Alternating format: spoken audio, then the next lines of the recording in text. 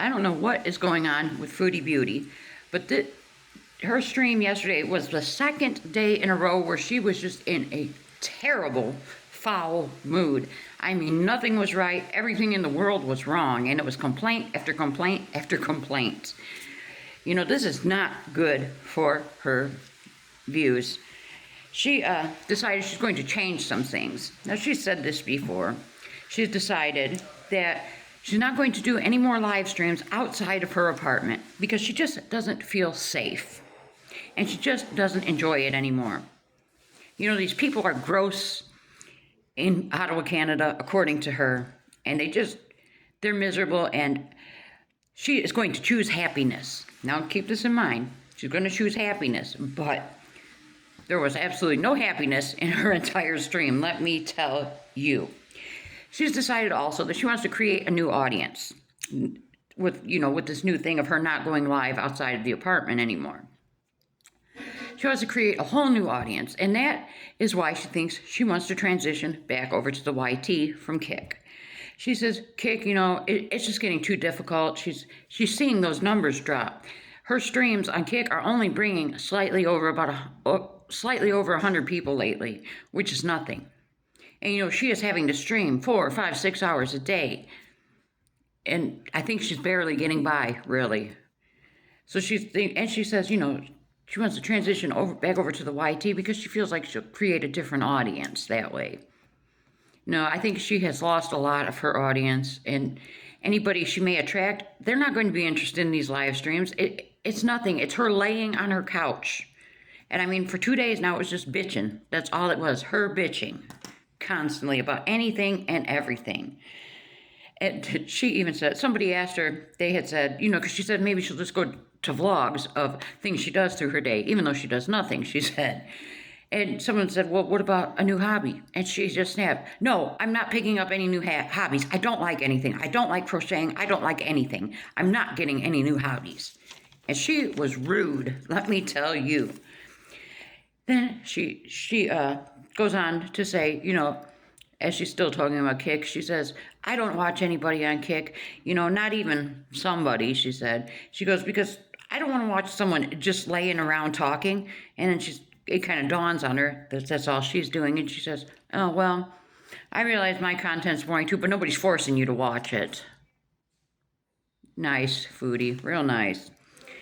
She's went on to say she's not happy in her environment anymore, meaning in Ottawa, Canada. The people are gross.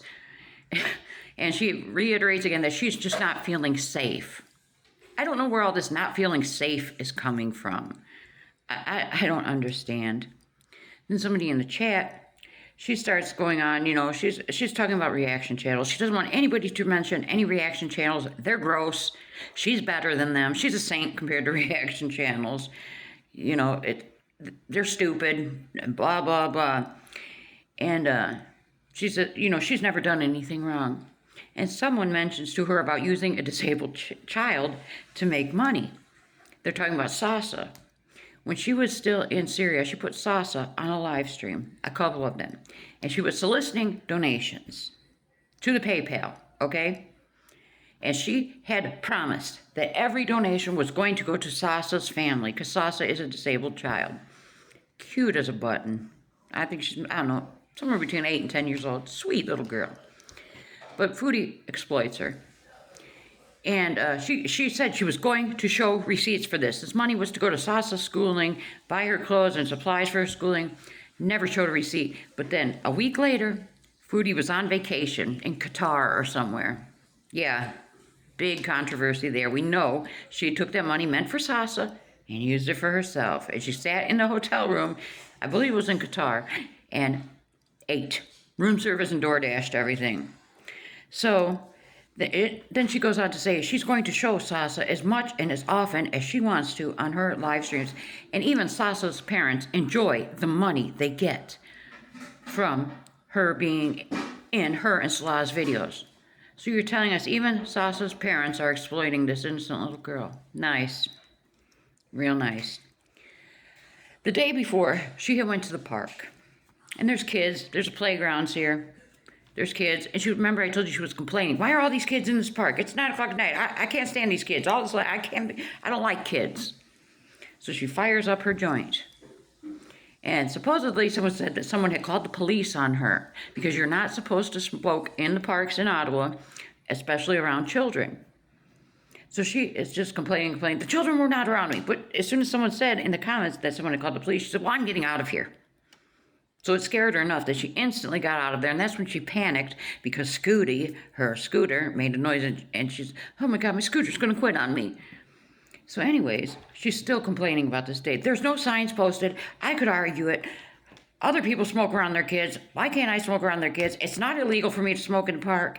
Blah, blah, blah, blah, blah. And everyone's telling her it is.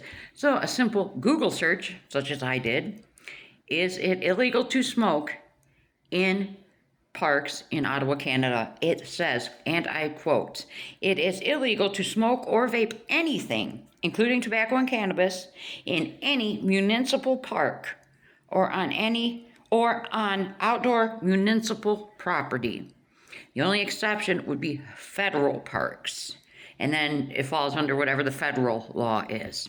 So Foodie is wrong. It is illegal to smoke at these parks.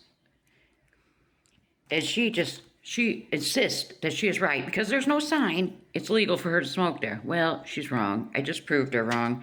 If she would take the minute to quit being lazy and Google, she would see that she is wrong.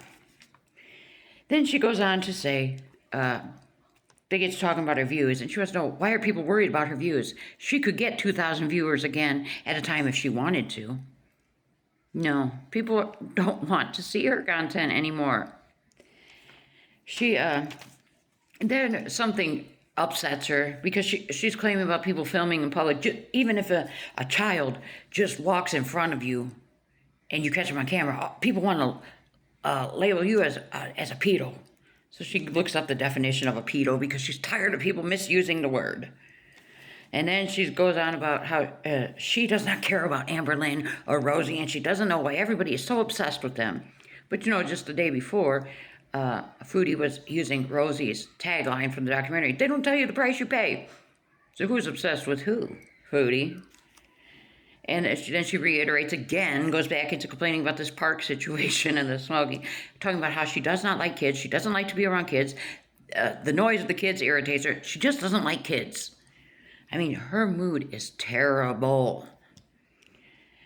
Then she is blocking people left and right throughout this stream, just like the day before. Anybody that disagreed with anything she said, or the Trump supporters, anybody, she was blocking them yesterday in this live we're talking about now. Anybody said anything about a reaction channel, anything she didn't like, she was blocking. I am not kidding. She had to block at least a minimum 10 to 15 people. It was ridiculous. Then she DoorDashes. She gets McDonald's. And not only did she order McDonald's, she orders from somewhere else, too. She says she double dashed. And her whole demeanor and attitude changes. All of a sudden, it's rainbow and butterflies because she's got food in front of her. Then she's outside. She goes outside to partake in her smoking. And she says, I was in a bad mood earlier and I was crabby. And it's just because I was sober. When I smoke, I'm in a much better mood. So that's the reason, that everything was wrong with life, because she hadn't smoked. Then she gets a text. Her phone dings or something, and she gets a text in. And all of a sudden, out of nowhere, I have to deal with something. I have to go. I'll see you tomorrow, inshallah. Now, what could be and she got off. What could have been so important that she had to rush off of the stream like that? She never ends a stream like that. It makes me think, because earlier she had received a call on the stream and muted it, and then she goes, I don't know what that was. I think we know she doesn't have the ability to go anywhere because she doesn't have a car. She can only go within scooter range, which is not far. I think someone was coming to pick her up, and if I had to bet, it's probably the ex, because she seems to talk so much about him. His name even came up in this stream. She was talking about how people used to like how messy she was and watching her miserable life with him. But I don't know. What do you think? Why did she have to jump off that stream? What kind of text came in? And let's see today if she's in a brighter mood, because that will be what tells on her. Let me know your thoughts.